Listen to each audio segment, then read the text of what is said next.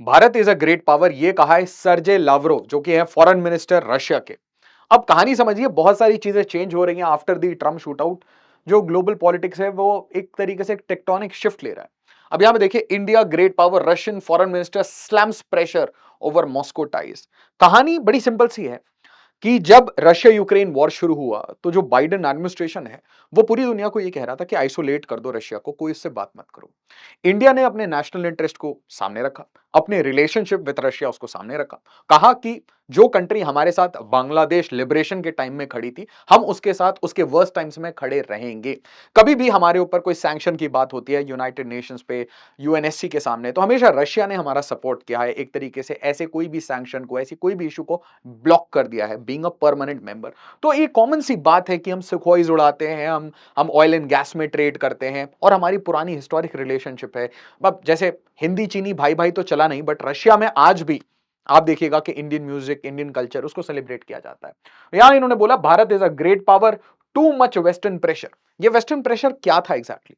ये western pressure ये था कि एरिक गारसेटी ने रिसेंटली बोला, जो कि यूएस एम्बेसडर हैं, और उन्होंने बहुत सिंपल सी बात कही कि यार, आप पुराने जो वेपन्स हैं आपने जो रशिया से ले रखे हैं, जिनको वो लेगेसी वेपन्स बोलते हैं, उन लेगेसी वेपन्स को यार एक बार छोड़ो ना। आप हमारे से सारे वेपन्स ले लो, तुरंत तुरंत नए नए वेपन्स ले लो, ताकि वो जो एक पुरानी आपकी रिलेशनशिप है, रिपेयर कॉस्ट और नए नए वेपन्स लेने का, ये सब खत्म करो। यूएस आपको बेस्ट हाईएस्ट टेक्नोलॉजी की चीजें देगा।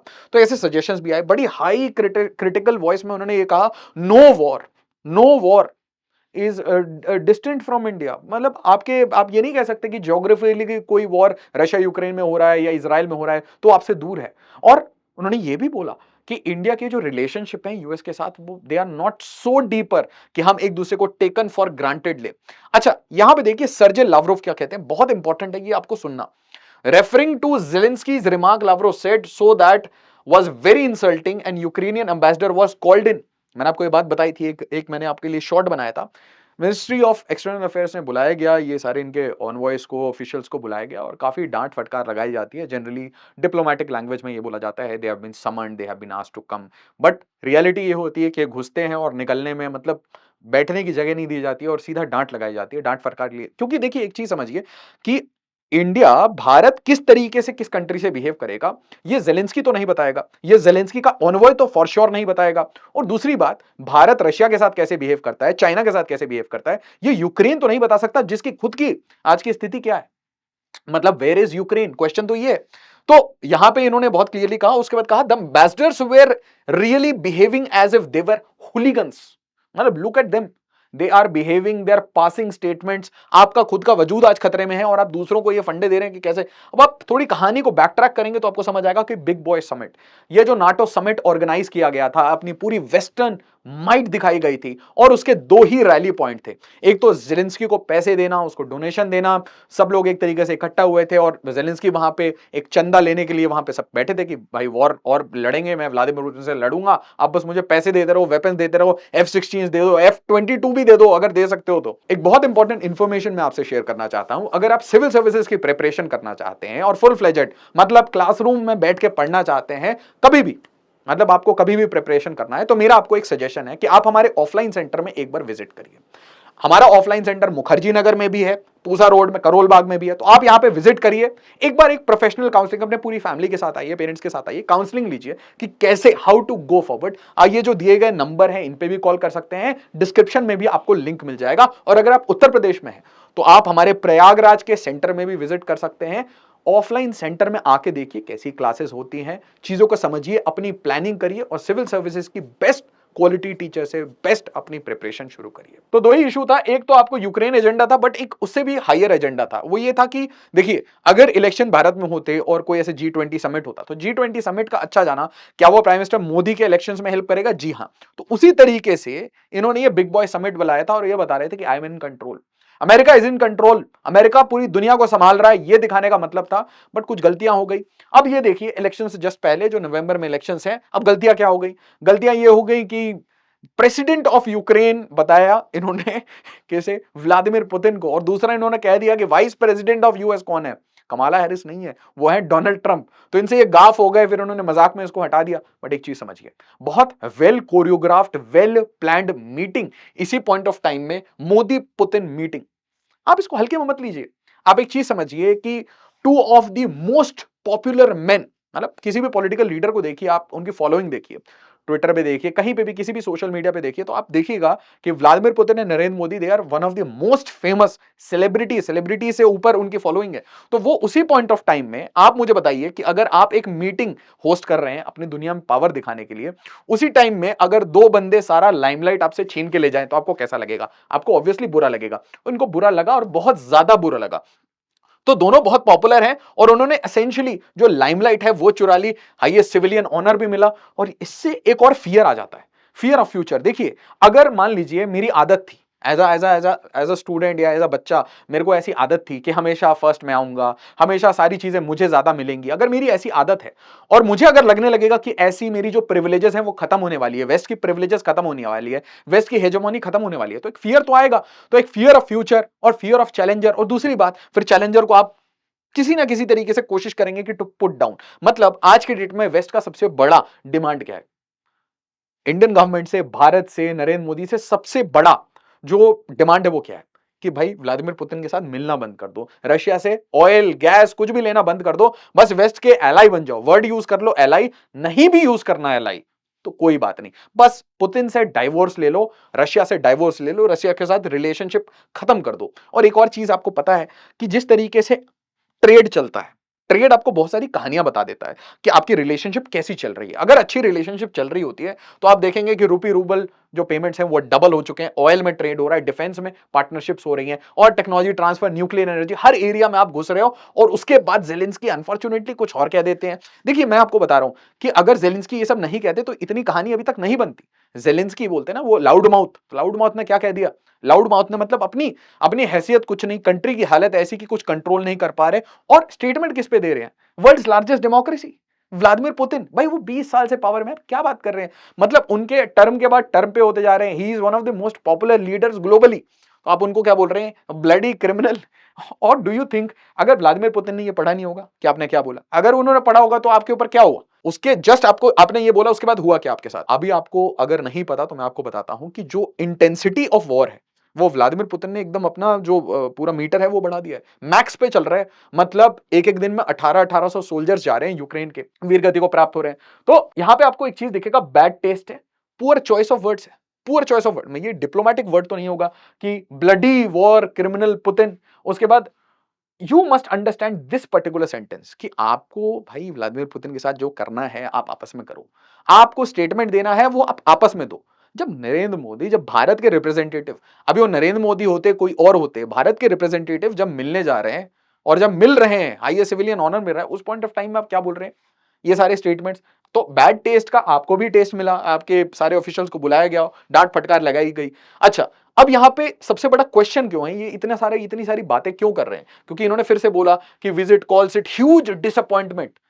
भाई ऐसा क्या हो गया? Leaders will meet, popular leaders will obviously meet, countries, large countries, बड़ी economies, they will obviously meet, बड़े टाइकून्स भी मिलते हैं, बड़े बिजनेसमैन भी मिलते हैं, बड़े लीडर्स भी मिलते हैं, और भारत के लीडर रशिया के लीडर से मिलते हैं, तो आपको क्या परेशानी है? यूक्रेन को कोई परेशानी नहीं, none of your business kind of.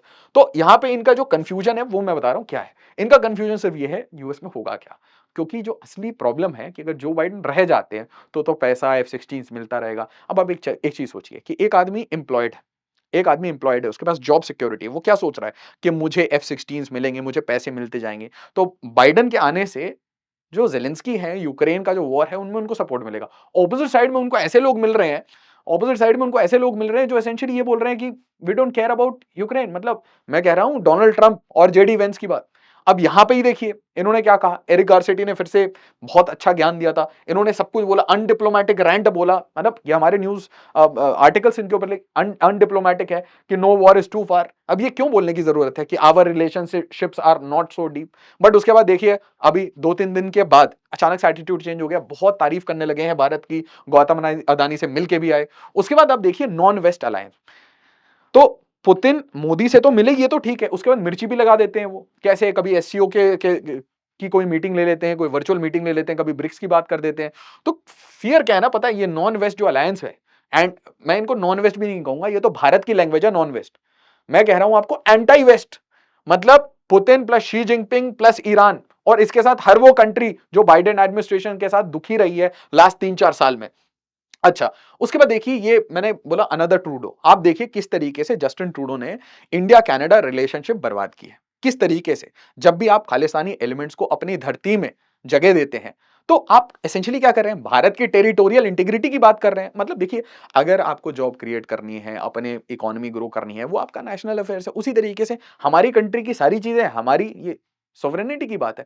तो आप सॉवरेनिटी, टेरिटोरियल इंटीग्रिटी पे क्वेश्चन करेंगे, लीडरशिप को क्वेश्चन करना शुरू कर देंगे, तो सबसे पहला जो वर्ड आता है, what is your locus standard? मतलब किस हैसियत से आप ये बोल रहे हैं?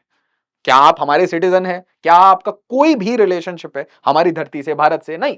तो अब ये क्या करते हैं, ये देखिए सबसे पहले इनकी approval rating not so popular, 22% approval rating है। इनके सोल्जर्स मैंने आपको बताया बल्क में जा रहे हैं, then losing land and naturally economic crisis है, सोल्जर छोड़ छोड़ के भाग रहे हैं Ukraine. So this is one of the issues. अच्छा, अब जरा ट्रम्प साहब की बात समझिए। तो ट्रम्प साहब के ऊपर अटैक होता है, अटैक के बाद सडनली क्या बन जाता है? फाइट फाइट फाइट, पूरी ग्लोबल पॉलिटिक्स में टेक्टोनिक शिफ्ट आ जाता है, क्योंकि सडनली अब ये बहुत क्लियर हो गया कि नवंबर के इलेक्शंस डोनाल्ड ट्रंप लेके जा रहे हैं, अगर ये तब तक सेफ रहे तो। अब एक चीज देखिए, इनके जो रनिंग मेट है ये कहते हैं I don't care about Ukraine, मुझे कोई मतलब नहीं है, मैं इतने ग्लोबलिस्ट नहीं हूं। ये एसेंशियली ये ग्लोबलिस्ट के अगेंस्ट है। ग्लोबलिस्ट मतलब ये ग्लोबल वॉर्स फैला रहे हैं, ग्लोबलाइजेशन, मतलब these people are talking about America first. मतलब इनका जो स्फीयर ऑफ इन्फ्लुएंस है वो ये चाह रहे हैं कि अमेरिका पे फोकस हो, रादर देन कि हम पूरी दुनिया को संभालते रहें। और उसके बाद ये देखिए कि एक क्वेश्चन जो बार बार हर तरफ लिखा जा रहा है कि कितने सारे लोग, कितने ऐसे वर्ल्ड लीडर्स हैं who are rooting, who want a change in the administration. तो आप ये देखिए, इंडिया वांट्स अ चेंज, ये सबको बहुत क्लियर है, क्योंकि आपको ये दिखेगा कि इंडिया यूएस रिलेशनशिप है ना, वो बड़ा ऐसा सा हो गया है, मतलब एक्रीमोनियस सा हो गया, मतलब लव हेट रिलेशनशिप टाइप चल रही है। तो आप यहां देखिए, Xi Jinping, Modi, Putin, Meloni, conservatives, entire right wingers, they want कि किसी भी तरीके से एक रेजीम उधर चेंज हो जाए यूएस में। और यहां पे देखिए इनका टोन कैसे चेंज हुआ। मतलब मैं आपको बोल रहा हूं, डोनाल्ड ट्रंप की शूटिंग के बाद टोन कैसे चेंज होता है। अब ये कहते हैं कि इंडिया और रशिया के बहुत अच्छे रिलेशनशिप है, और ये रिलेशनशिप यूज करके नरेंद्र मोदी जी के पास आज ये पावर है। सर्जे लावरोव ने शुरुआत में क्या बोला था? Bharat is a great power. अब ये क्या कह रहे हैं? India has the power and the influence to sort out the war. मैंने कुछ महीने पहले ऐसे देखा था, बड़े बड़े सारे रील चल रहे थे, पापा ने वॉर रुकवा दी। अब तो ये बड़े लोग बोल रहे हैं कि भारत, लीडर की बात नहीं होती, भारत आज अपने आप को, और ये भारत ऐसे पोजीशन नहीं होता एक लीडर से, ये पोजीशन होता है जब हजारों हजार एमईए के ऑफिशियल्स वो जब दिन रात काम करते हैं, अपना एक पोजीशन बनाते हैं। उसी तरीके से ये जो लाखों करोड़ों लोग हैं हमारे देश में, ये जब काम करते हैं, इकोनॉमिक साइज बढ़ाते हैं, तो इकोनॉमिक साइज बढ़ता है, आपकी जियोपॉलिटिकल हेफ्ट बढ़ती है, और जब आप अपनी मिलिट्री पोस्चरिंग करते हैं, अगर आप सर्जिकल स्ट्राइक नहीं करते, अगर आप हार्ड डिसीजंस नहीं लेते, अगर आप अपने नेशनल इंटरेस्ट में बात नहीं करते, तो भारत के पास आज ये पावर नहीं होती कि रशिया भी तारीफ कर रहा है, यूएस भी तारीफ कर रहा है, और जेलेंस्की की बेइज्जती सब कर रहे हैं। तो कुल मिला के एक सिंपल सा कंक्लूजन समझ आ रहा है हमें। कंक्लूजन ये है कि जेलेंस्की का जो स्ट्रैचर है वो अब ऑलमोस्ट नेग्लिजिबल हो चुका है। व्लादिमीर पुतिन हैज कंसोलिडेटेड, क्योंकि जितना भी आपने मीडिया को ब्लॉकेड किया, सब कुछ रोका, अब ये बहुत क्लियर है कि Russia is taking over, Russia is winning the war. और दूसरी बात, एक चीज जो सबसे इंपॉर्टेंट है वो ये है कि भारत अब जो बिग टेबल है उसमें बैठने के लिए तैयार हो गया। तो यहां पे दुनिया को यह चीज समझ आनी चाहिए कि अगर अगर आप बिग टेबल में P5 में अब भारत को जगह नहीं देंगे, तो भारत थोड़ा सा अगर शिफ्ट हुआ, भारत अगर थोड़ा सा शिफ्ट हुआ, ये जो साउथ साउथ कॉपरेशन है, ब्रिक्स की बात चल रही है, तो आप एक चीज बहुत क्लियरली समझिए कि एंटी वेस्ट जो पूरा ग्रुपिंग हो रहा है, उसमें अगर भारत बस एक बार बोल दे कि मैं रशिया के साथ और चाइना के साथ बैठा हूं, थोड़ा चाइना के साथ रिलेशनशिप ठीक हो जाए, जो कि व्लादिमीर पुतिन ब्रोकर करवा देंगे, तो ये कहानी थोड़ी पलट जाएगी, बहुत जल्दी पलट सकती है। इसलिए वेस्ट को आज ये सोचना पड़ेगा, रीथिंक करना पड़ेगा कि कैसे वो भारत के साथ बिहेव करता है। और जेलेंस्की के लिए तो बहुत क्लियर वार्निंग है कि उनको अपने स्ट्रेचर के ऊपर स्पेशली भारत के बारे में कुछ नहीं बोलना चाहिए।